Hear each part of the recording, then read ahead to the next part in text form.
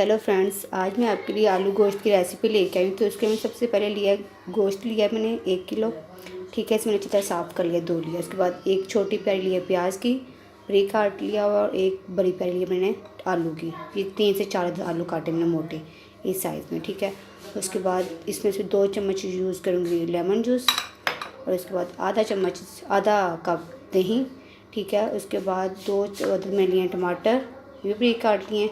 उसके बाद 2 चम्मच लाल मिर्च पाउडर लूँगी, 1 चम्मच हल्दी, 1 चम्मच गरम मसाला, और 1 चम्मच नमक, और 1 चम्मच में मोटी मिर्च लूँगी। ठीक है, उसके बाद जो आधा चम्मच ये नमक है, और ये दालचीनी 3 अदद मैंने लिए हैं। ठीक है, उसके बाद 1 चम्मच मैंने लिया ज़ीरा। ये हम गोश्त को फ्राई करने के लिए यूज़ करेंगे। ठीक है, और उसके बाद 2 चम्मच अदरक लहसुन का पेस्ट, और कुछ थोड़ा सारा धनिया, और 3 से 4 अदद हरी मिर्चें लूँगी। तो सबसे पहले हम इसको फ्राई करते हैं।